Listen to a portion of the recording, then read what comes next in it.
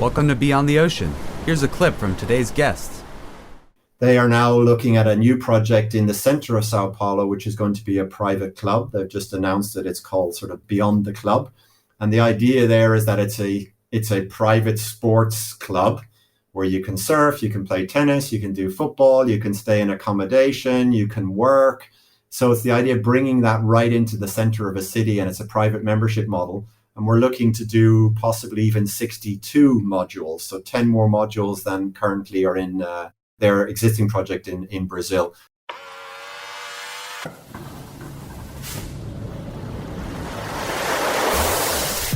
Caught my first tube this morning, sir. Welcome to Beyond the Ocean, the podcast exploring surf parks and the impact of technology on the future of surfing. We speak with technology leaders, investors, operators, and surfing legends to explore this exciting new movement. I'm your host, Chris Klusner. Hello. Welcome back to Beyond the Ocean. I'm so excited to bring Seán Young, the head of development projects from Wavegarden, on the show today. Seán brings more than 25 years of experience in destination development.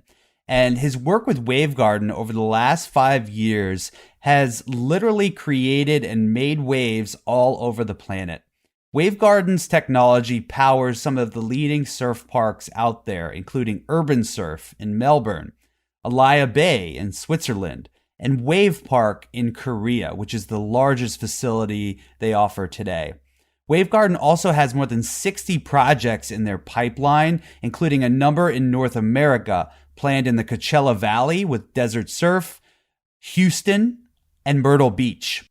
This episode digs deep into the nuances of the Wavegarden technology, the different types of waves they offer, how they work with surf park operators to optimize those waves over time, and what the future of surfing looks like over the next 10 to 20 years. So join me for this wide-ranging and super detailed conversation with Seán Young from Wavegarden.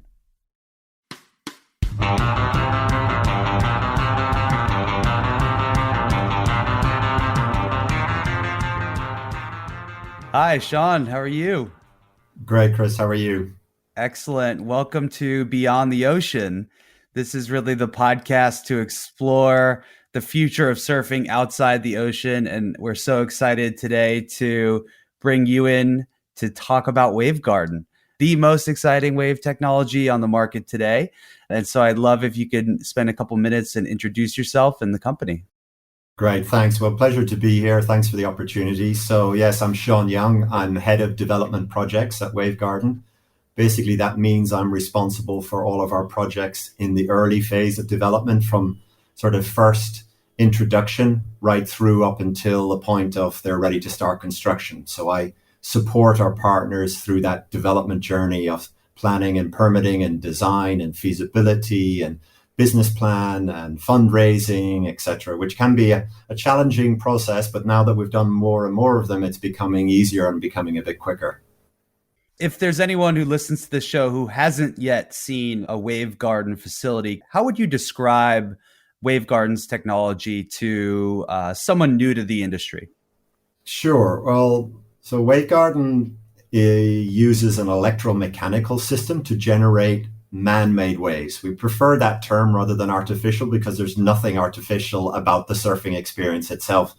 The waves that you get at a Wavegarden are just very similar to the waves that you get at the ocean. And we've designed it in such a way that there's plenty of waves for everybody. And when you come for an hour to a Wavegarden facility, you'll be able to get at least 10 to 12 to 13 opportunities if you fall off, but at least that number of opportunities. And the waves that we create are anything from 1 meter Malibu style waves, which are great for cruisers and intermediates, right through to pretty heavy 2 meter plus barreling waves with quite a steep, takeoff and into a barrel and then out and finish with an aerial. What's important, and I guess what's unique about Wavegarden, is the ability to create a lot of those waves in a single surf session so that we can have a lot of surfers in the water at the same time. And the variety of waves. So, we can deliver about 20 plus different types of waves, depending on your level and your ability. So It's been very successful. It's taken a long time to get here, but we now have 7 facilities open and operation, another 4 under construction and 3 under sort of right at the end and ready to start construction. And then another 60 probably projects that we've signed financial contracts with, and we're in the sort of early design, trying to find suitable land, or in some cases we're towards the end of the permitting process and waiting to get started. Quite a number of projects in the pipeline. If I heard you correctly, about 10 times as many projects in the pipeline as those that exist today. So could you talk a little bit about how long it takes to create one of these facilities? And later in the show, we're going to get into more detail about what makes them successful. But just again, for either those new to the industry or those just getting involved, how long does it actually take to build a surf park? There are 2 phases. There's the whole, how long does it take to get permits and to get planning and get your fundraising and ready to start construction. And then there's the construction phase itself. The construction phase for our types of projects, it's typically 3 or 4 months of what you would call construction design work. And then you get the actual building permits. And then another 16 months, typically 17 months of construction till you're open and operation. So we always say to our partners, it's typically a 20-month process for that. However, before that 20 months, when you're trying to work to get your entitlement and your fundraising and everything in place, that journey can take 18 months, 2 years, 3 years, depending on what part of the world you're in. My position within the company basically is I came in because we had spent a long time creating the technology, and with the Cove technology, we believed that we had the technology right and we were making the best possible waves. And then the issue was, well, what are the other pieces of advice and services that we should be providing to our partners to make that journey easier? So we set up a water treatment division that have delivered a water treatment system, and we're working with other new innovations and ideas with regards to energy and solar and video capture and camera and so on. But my responsibility was, how do we make that early journey, that development journey, easier? So my background, having worked for sort of 20 years as a advisor to leisure real estate development all across the world on that projects, it's bringing that knowledge, combining it with the Wavegardens team knowledge, and then helping our partners through that process. So that process typically starts with a 5 or 6 month feasibility period in which it's all about, master planning, design, technical engineering to see, how are we going to construct the lagoon on the site, business planning, are we going to make some money, and then, good cost estimates, because obviously the risk factor here is the cost of the construction of the lagoon, and it varies significantly from one site to the other. So that process can take, 5-6 months of good feasibility work. And then it's how long the permitting process takes. In some cases and in some countries, within 3 or 4 months after finishing the feasibility work, we can be up and running and start working on construction design and moving.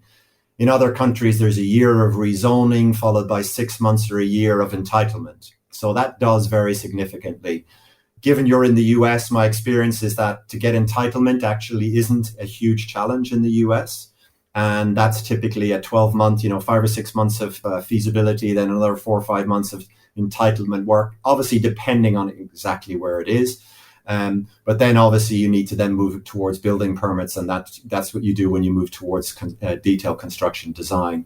So the journey can be long, but we've done it so often now that we've learned so much that the process is getting quicker. Probably our first partners, it took them maybe 4 years. But our partners at the moment were, from first point of contact with us through, hey, they can start construction. My record is around about 14 months, 16 months, which is, pretty good. And that was in the UK, where obviously the permitting process is complex and quite strict. Super helpful. And I'm sure there's a lot of people writing out, calendars, mapping out their project development plans as we speak, listening to this. For the record, it would actually be great to have you run off the list of what those facilities are that we've all seen online, but probably there's a number of people out there that don't actually know what location they're seeing when they look at the footage. And so you've got, of course, Urban Surf in Melbourne. You've got Alaya Bay in Switzerland. I'd love if you can rattle off all the open facilities that exist today. Yeah. Well, first of all, it's important to know that The company started way back in 2005, and really our first project on first site did not open until 2015. So there was sort of a 10-year of R&D, and we actually didn't launch the company to the market until around about 2011. So the first project to open is in Surf Snowdonia, which was using an older version of our technology, which is like the snow plow type foil technology that pushes waves out on either side. And it was built and is still operational in North Wales in the UK. Quite a unique development there in quite a remote location, but they've developed accommodation, other attractions around it, and it's become a destination in the UK where people are going and spending short breaks and enjoying not just the surfing, but other activities that they can offer in that area. That was 2015. But very quickly after the success of that, we realized we needed more waves. We're delivering 2 waves, I think, every 90 seconds in Surf Snowdonia.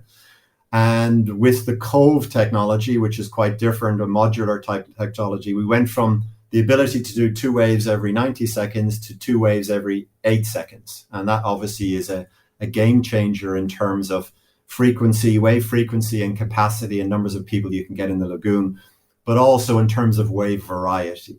So the first Cove that opened, we didn't go back to the drawing board completely, but we took everything we learned from developing and delivering Surf Snowdonia with this new idea of a sort of a modular, but still a electromechanical type system. And our first project with the Cove to open was the Wave in Bristol at sort of November 2019. That was followed shortly, I think January 20 or December 2019 with Urban Surf in Melbourne. Then we moved on to Brazil, Malaya, Korea, and we have a project obviously in our own headquarters because probably the biggest lesson that we've learned is that you have to build to full scale. And once you've built to full scale, you're going to learn a huge amount. And then that knowledge needs to come back into your fluid dynamics process, your model making, and so on. So you're continually learning from having built to full scale and having now 7 facilities built to full scale. That knowledge is improving and informing our future projects. So we're very excited about where Wavegarden is going to go in the coming years and how we're going to be improving what is already, we believe, an excellent system and continually improving it as we evolve as a company. Amazing. And on that note, it'd be great actually to even zoom out a bit more, thinking about the evolution of the company. What is the mission behind Wavegarden? And this came up, we'll talk more about the recent experience you had with us in person at the Surfpark Summit. But I'm curious, how would you describe the mission of Wavegarden and what drives and motivates the company? I mean, the company is a family business based in northern Spain, just outside San Sebastian, between San Sebastian and Bilbao in northern Spain. And it was a husband and wife and a brother. They, at the time, were building skate parks, designing and building skate parks in Spain, but their true passion was surfing. So what this came about is fundamentally a passion for surfing. And with Josema, who's the CEO and very much on the technical side, and his wife, Karin, who's helping on the marketing and the commercial side, they had a passion for surfing. They were having a young family who loves surfing, and they're just like, we're lucky. We live in San Sebastian. We've got access to waves every day of the year if we want them. Now, it's always very busy, but at least we're by the ocean. They're like, well, why, if we can build a skate park anywhere, why can't we build a surf park anywhere in the world where people can share our passion and our joy for surfing? So that's fundamentally what's driving this. So it wasn't about, I want to build a big company and be, the most successful company doing this and generate lots of revenue and value for shareholders. None of that. It was very much, they're passionate about surfing. Josema was a trained engineer. Fernando also an engineer. Karen had a background in sports marketing. How do we bring that together and just have a go and see, can we create something that's completely and utterly bespoke and unique?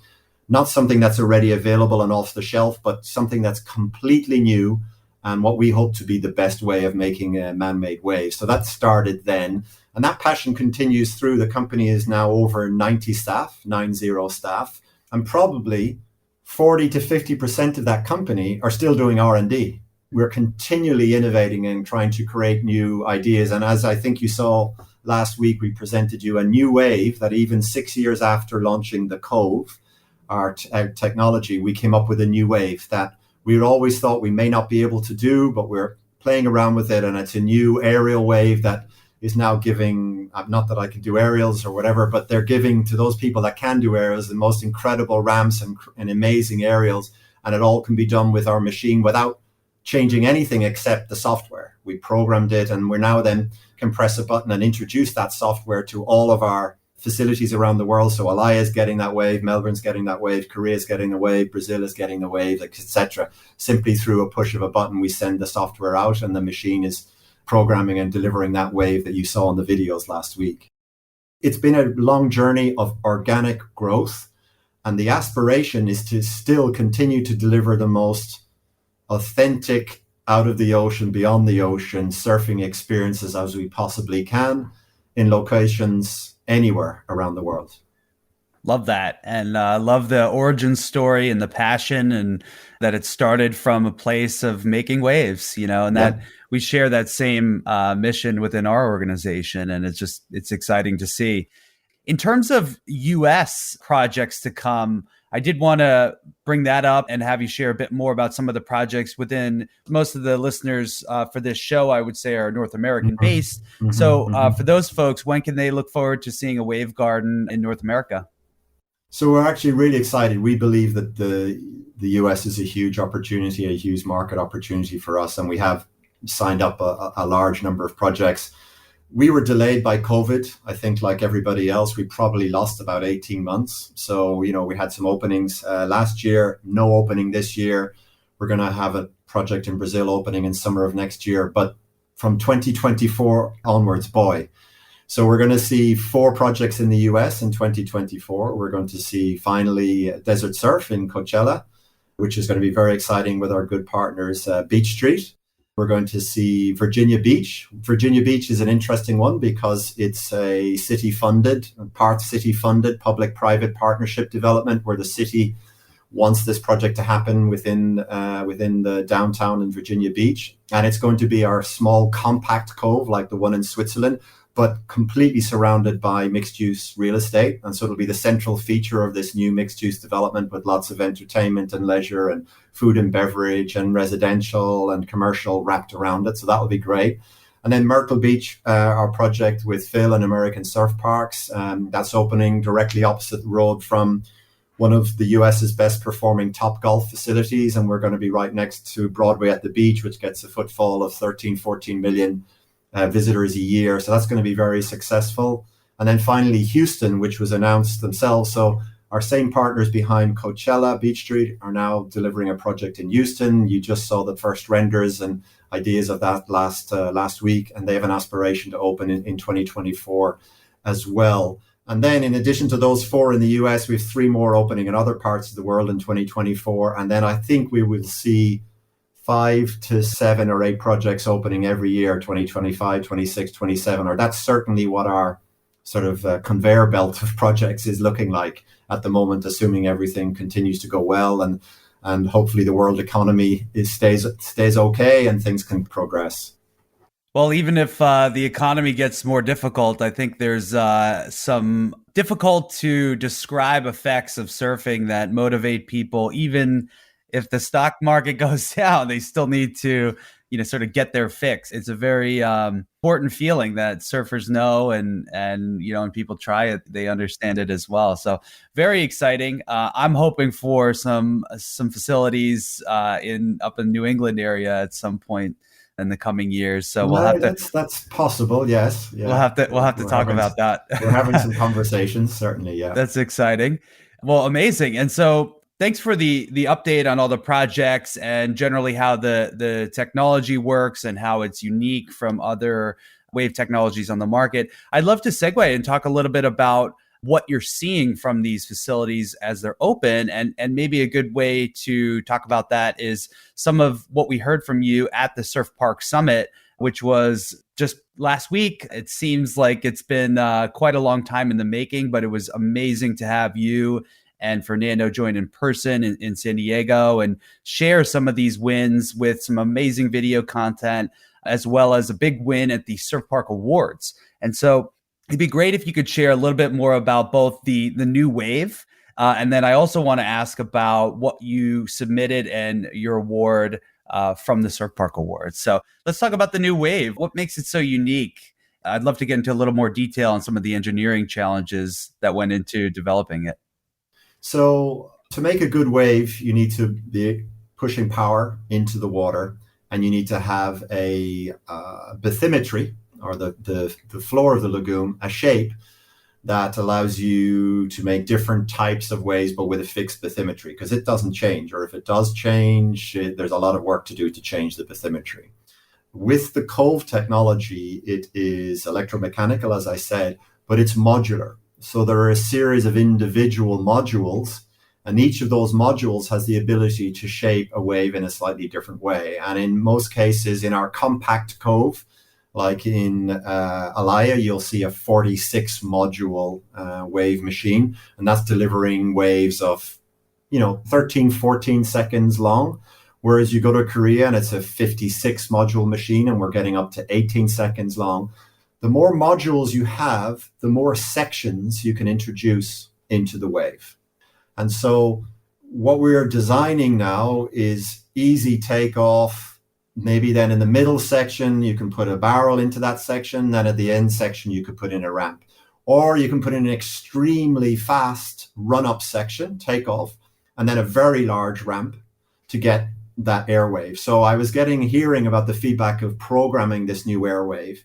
It literally was, the surfers in the water were giving their direct feedback to Josema and the team programming the machine. And they said, okay, there's 3 sections here. There's the run-up, there's the ramp, and there's the landing.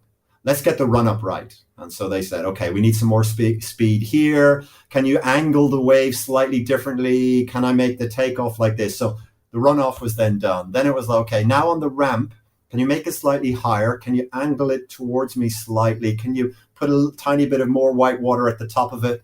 And then, okay, now we've got the ramp. Now the landing. Now the landing is too flat. It's too dangerous. Can you push some white water out where I'm going to land so that's a bit more gentle and make it a bit more of a slope where I'm landing? So all of that had to go into it. And it was just constant feedback from the surfers themselves to help improve the waves. And in fact, I think that's one of the things we mentioned in our video with regards to the award, is that we take feedback from customers and we can program and introduce new ways to respond to customer needs. And Adam in Alaya was saying that he found that there was a gap between sort of the improver level to intermediate level, and we needed a new wave. So we created a new wave that was a step between that improver type wave to the intermediate level wave, and we created it, and suddenly they're running sessions and getting lots of people coming in and surfing that type of wave. So there's full flexibility there to program new types of waves. And what we're finding is, although the aerial wave is amazing, and for someone like Josema, who's a true passionate surfer and wants to have the best of everything, it was very important for Wavegarden to have what we believe is the best aerial wave as well as the best other types of waves. So that was there. But it's only 1 or 2% of the audience going to most surf parks that are going to be able to go, I really, really want the aerial wave. It's actually having a high frequency of really good quality intermediate Malibu turnstile waves there are enough of them in a session, and they are long enough that you can enjoy and practice your movements. So that's what we're seeing. I'm very excited about where things are going to go in that direction as well, because we're signing up projects now for 60 modules, 62 modules, possibly even 66 modules, which would be, waves of well over 20 seconds long. But there is a balance between length of wave and then therefore the numbers of waves you're going to get in your typically 1 hour session. And we think, 7-8 seconds is too short, and 14-15 seconds is about right. 20 seconds is great, but it might reduce the numbers of waves that you can get in a single session. So there is a trade-off always there that I think is important. And if I could just say one thing that I was trying to emphasize last week that I do think is probably the most important thing to get right if you are looking to develop a surf park and you're looking at, the technology and how we're going to make this successful. There is a clear balancing act to be had between the numbers and variety of waves you can have with the amount of water you need in your lagoon, and then the associated surfer capacity you can have. How many people can you have in the water at the same time? And as of today, I firmly believe that Wavegarden is the only company that is providing a sufficiently high enough number of quality waves and variety in a relatively small volume of water, Alaya being a great example, and delivering a sufficient surfer capacity to make your project financially viable in its own right. Because frequency is your friend. I know there are projects out there that are delivering maybe only 100 waves an hour, and that means you can put in 10 surfers, and maybe you can make some money on that if you're charging a lot of money. But we need to be delivering 300, 400 to 600 waves an hour, get 30 to 40 good surfers in, and then create a secondary wave from those waves, so without any additional power or expenditure, and create good bays where beginners can learn at the same time. So that's why we're now delivering, and we can get up to 90 surfers, 40 good surfers catching the bigger wave and up to 50 beginners all in at the same time. That's proven, that's happening. And interestingly, in certain parts of the world, they're making more money from the beginners bays, the secondary bays, than they are from the main waves, because it has more capacity and there's high demand for that, particularly in peak season. So it's very interesting, and I think that the industry will move in that direction towards, yes, there will be some low capacity business models that can work in one particular way, but surfer capacity and frequency, I found, is very important, even if it's a private facility, because even if it's private, like it is in Praia de Grama, our project in Brazil, there's such demand. So many people want to surf. You have to be able to offer a lot of waves to satisfy that, because we're operating 18 hours a day in Melbourne, 16 hours a day in Alaya recently, and even then there's still more demand during peak season. So your ability to get people through and satisfy that demand for waves is critical. Well, I love the nuance there. And I think your team is really leading, not just in terms of projects in market, but also the nuances that you just described of the variety of waves and the ability to test those with customers and iterate, but also to balance that with a viable long-term business for each facility. So that's really cool to hear. Just I want to come back to the sizes, the number of modules and the range of potential sizes. Currently, what is the project that has the smallest footprint of a Wavegarden? Is it Alaya Bay? Correct. Alaya is what we describe as our compact cove. So basically the Alaya has our two reefs only. It doesn't have the bays. So it doesn't have a reform wave in the sort of bays where beginners can be catching waves at the same time as good surfers are catching the main waves out the back. So it basically is like Melbourne or like Bristol, but without the bays. That water area, the footprint of Alaya water is around about 9,000 square meters. And to give you some comparative, that's actually smaller than Waco. Your American audience will probably have been if they've been down to Waco. So our lagoon in Alaya is smaller than Waco, but we produce 4 to 5 times more waves and therefore have 4 to 5 times more capacity in that same sort of size of footprint. But that's because of our particular design and the way we make the waves and so on. So that's the important thing. Then our biggest, and Alaya has 46 modules. So the machine is the same size in Alaya as it is in Melbourne. But what Melbourne has is they have the bays as well, so that once the waves pass the end of the machine, there's a reform and they can get, 40 to 50 beginners catching waves and learning in, just like you see in the beach, in their facilities. The numbers of modules at the moment, we have 42 in Bristol, 46 in Alaya and Melbourne, 52 in Brazil, 56 in Korea. And a new project I'm excited to tell you about. We're going to, with our partner in Brazil, who developed Praia de Grama, which is an amazing private residential development with a beach, and it has 52 modules, and it's been very financially successful as a development. They are now looking at a new project in the center of Sao Paulo, which is going to be a private club. They've just announced that it's called sort of Beyond the Club. And the idea there is that it's a private sports club where you can surf, you can play tennis, you can do football, you can stay in accommodation, you can work. So it's the idea of bringing that right into the center of a city, and it's a private membership model. And we're looking to do possibly even 62 modules, so 10 more modules than currently are in our project, in their existing project in Brazil. And that will just add extra length to that wave, more sections potentially to it, and more variety of waves that we can produce. So that's very exciting. That's incredible to hear about, and really interesting. And it sounds like, correct me if I'm wrong, that places such as Brazil just they allow faster development, and that's why you're seeing these larger footprint facilities, these different models coming to be much faster than in other areas. So it's not that it's impossible in other places like in North America. Just as you said, takes a bit more time to get those approvals and get it done. I mean, very cool. It always helps that if you're starting out working on a piece of land that already has zoning for the type of development that you want to do. So in the case of Praia de Grama, it was already zoned as a residential resort. It was an expansion of an existing resort. So it already had the type of zoning, and therefore it was simply just a matter of getting the entitlement and the permits. But if you start out on a green field that's currently being used for agricultural land, and you have to change that zoning for sports or commercial or hospitality or tourism use, then that's the bit that can add that extra 12 months onto your process. So somewhere like Coachella and Desert Surf, they needed, because it was part of a golf course, that was helpful, but they still needed to get the right type of zoning for that development. Another issue in the US that we're seeing more is sustainability is becoming a big key. You guys will know all about that with your relationship with Stoke Certified.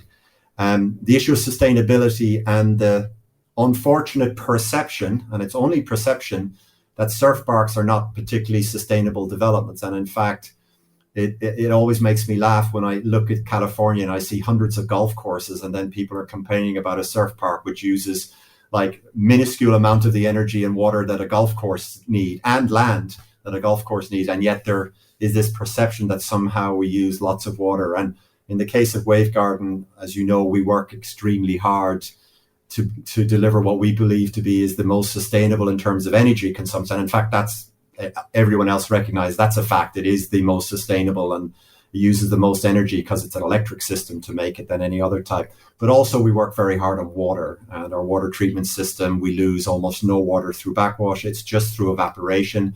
And then we can put deals in place like our surf for turf deal in Desert Surf, where we exchange some turf of the golf course and the water that was being used for that. And actually it's net neutral now in terms of water, that development, which is why that development is going ahead. So I think the issues of sustainability are becoming up to the forefront, and we need to have the right answers and be able to explain to people. And once we explain them, they understand relative to other types of development how little energy and how little water we actually use, then that argument becomes easier, and the permitting process hopefully will also become easier. Makes total sense. And the Turf for Surf program is very thoughtful in terms of, golf courses, generate and use a certain amount of water to keep that course green. Instead, reclaim that water and use it for a surf park, and that the difference between those, the amounts that you would water the lawn with versus the amount that stays in the pool is notably different and actually saves more water than it uses. So just to reinforce that, it's and we'll make sure we link to that project and the details of that Turf for Surf program in the show notes here.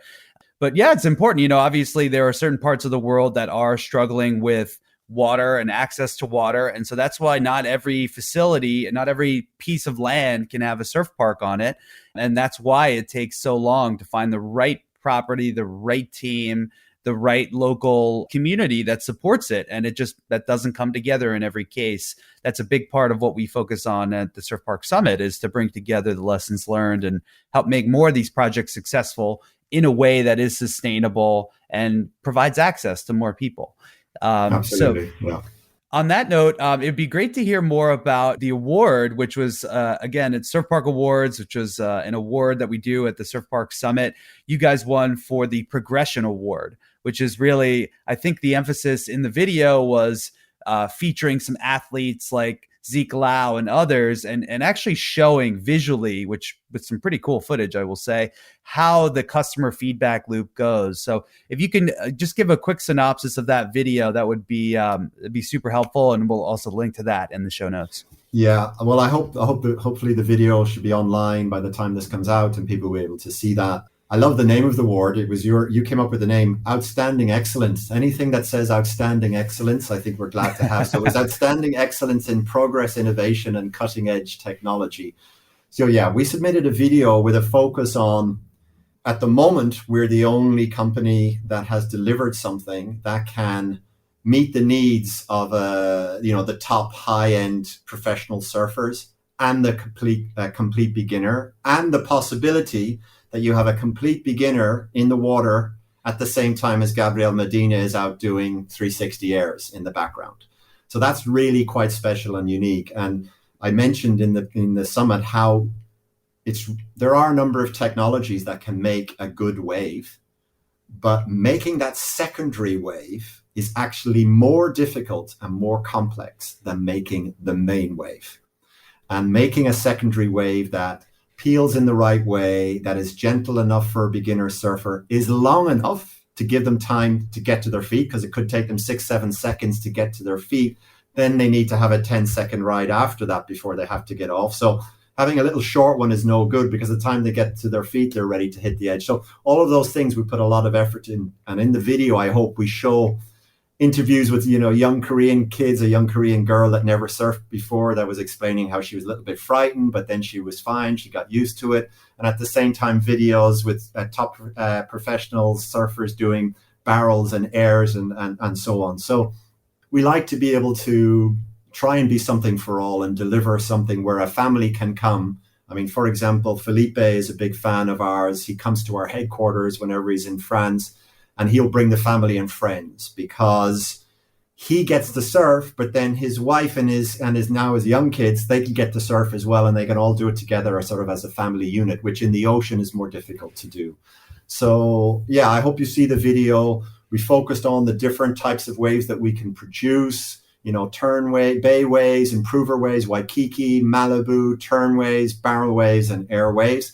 And we can vary the speed of those, the size of those, and then importantly, the energy consumption of each of those. We're now showing that up front. We're showing the size of the wave, the length of the ride, and the energy consumption. And it's all there for anyone to see on our website, to go in now and see that in real form, because we do think that there is a little bit of a disconnect between what you see in promotional videos of the new surf park that's opened, and you see the professional surfer, and you realize that the wave that they're surfing, they can only do one wave a minute, and it's for private sessions. It isn't going to work in commercial sessions.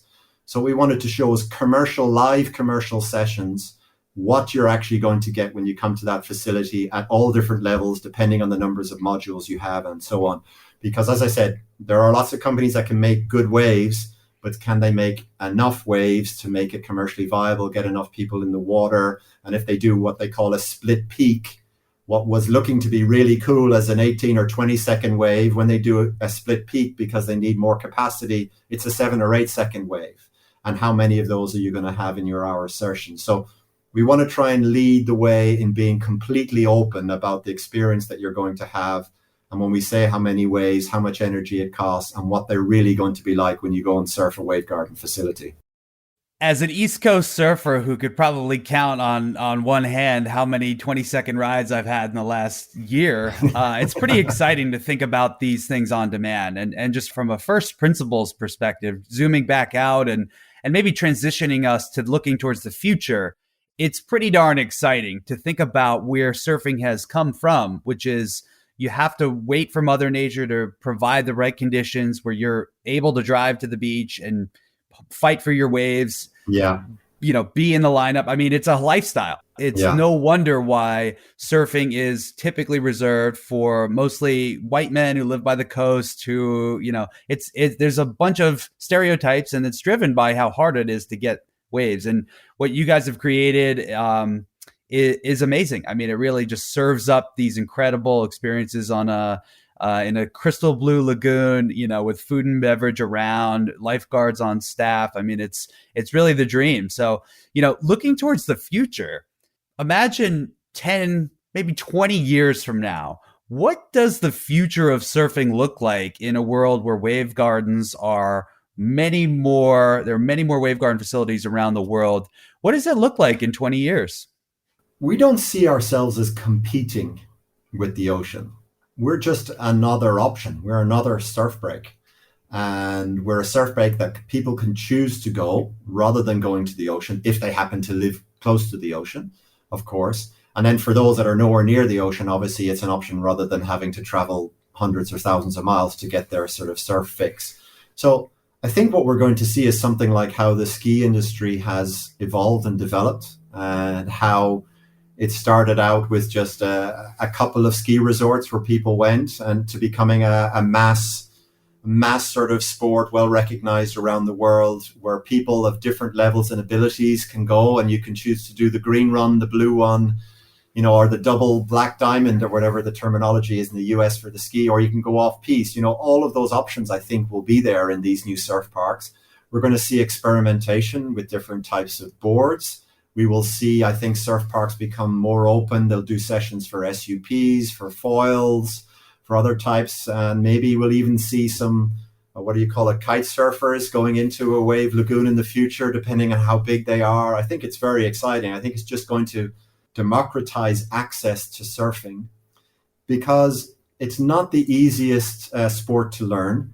It requires significant commitment and time in conditions that vary all the time when you go to the ocean, which part of that I love.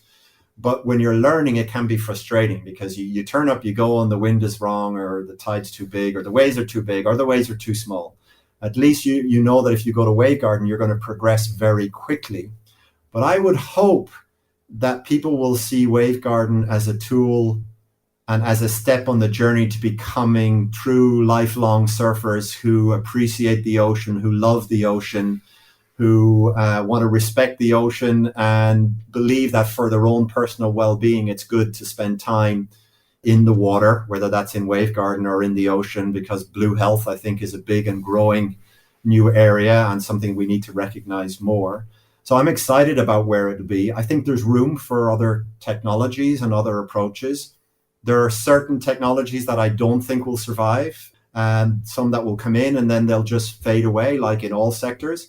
And there are others that will come in and they'll continue to grow, and I think potentially dominate the market. And what's really important is to try and provide as authentic a surf experience, not just in the surfing, but in the day trip to surfing, the beach experience, the arrival experience, the fun after the surf experience. Try and make that as authentic as possible. So as I said, man-made ways as opposed to sort of artificial. And I think that has to be good for the industry as a whole, has to be good for the sport. It's certainly good for progression, and we're going to see massive step change in progression in surfers because of the ability to learn and repeat. Practice makes perfect, as we say, and we put that in our video. To be able to repeat the same maneuver and over again on the same wave is going to progress your surfing. So I think everyone from beginners who can learn quicker to experts who can really get in the repetitions they need, I think we're going to see surf parks becoming more and more popular. But as I said, we don't want them to be competing with the ocean, and we hope that everyone's true love will be the ocean. And when they can't get to the ocean, where the conditions aren't good or when it's too packed, then please come to Wavegarden. That's what I'd like to see. It's not that surf parks, as you said, would compete with the ocean. And in fact, we're seeing through our work with Stoke Certified and our partnership with San Diego State University Center for Surf Research is that surf parks actually drive ocean awareness. And it's really exciting to see more people thinking about the plastic problem, water pollution, protecting the oceans, because it is a scarce resource, cover 70% of the planet. And most people never think about their impact on the ocean. And so the hope, I think, can be that surf parks can also provide an awareness boost for those issues and help people to be more thoughtful as they choose which cars to drive or where to go or what to do with their garbage. to make sure the ocean is still there as we all surf more and can enjoy it more. So love that. And just transitioning us, this has been amazing. Thank you for going into all the detail. And for anybody who wants to learn more about Wavegarden, what's the best way for them to learn more about your products, follow along with some of the videos, and learn more about the team? A main source is obviously our website. That's wavegarden.com. Quite easy to find, loads of videos and good information on there. We're also on Instagram and LinkedIn under Wavegarden as well. All one word, Wavegarden. You'll find us there. Jump on the phone and give me a call or drop me an email, or the best maybe sales, S-A-L-E-S, sales at wavegarden.com. They can reach us. And if I could finish just with, a couple of key lessons. It was something that I think, because we've been in the industry for quite a long time now and we're continuing to learn, I think one of the most important lessons that we've learned is that you have to build to full scale to really know what's happening with water. It's very, very complex. So put the time in, build to full scale, learn the lessons, and then plug that back into your computer models, because your computer models can tell you what's happening with the water for a minute or 2 minutes when you're making waves. It can tell you what's happening to the water after an hour of making waves. And that's a really big lesson. There are lots of business models that can all work. From a standalone surf park attraction, it can work like Melbourne, through to, hey, it's the central feature of a residential resort or a big mixed-use development like in Korea. So I think developers can be thinking about different business models. And thank goodness so far we have 3 or 4 different business models of Wavegardens, and all of them seem to be successful. And the last thing is there's a huge amount of work still to be done, not just on the wave making and the water treatment side, but on lagoon construction.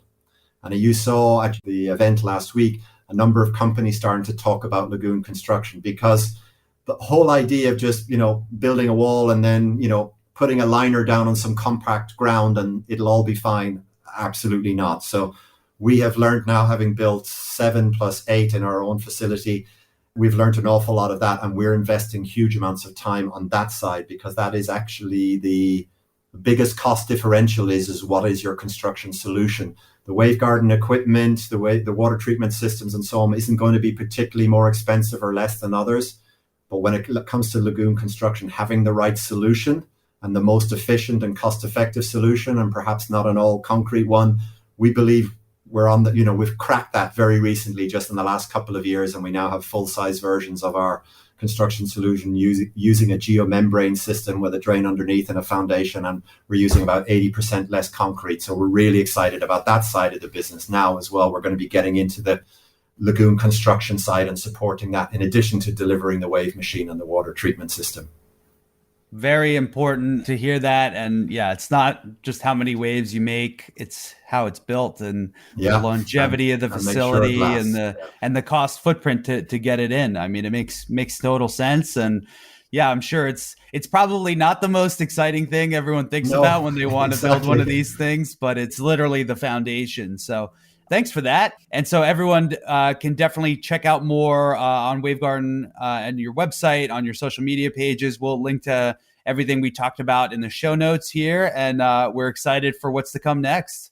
Yeah, me too. Thanks very much for the opportunity to speak on the podcast. And the event was great. Really enjoyed it, and look forward to next year. Thank you. And so are we. We look forward to hosting you again. All right. Thank you so much, Seán. And really appreciate your time. Great. Thanks, Chris. Bye-bye. Hey everyone, here's Chris again. Thanks for tuning in to today's episode. For those of you who want more information on surf parks and the topics covered in these episodes, Surf Park Central's Insider membership might be for you. Insiders are people serious about surf parks and the organizations they represent. You can join Insiders for a monthly membership fee and rewatch all the surf park summits that have ever happened.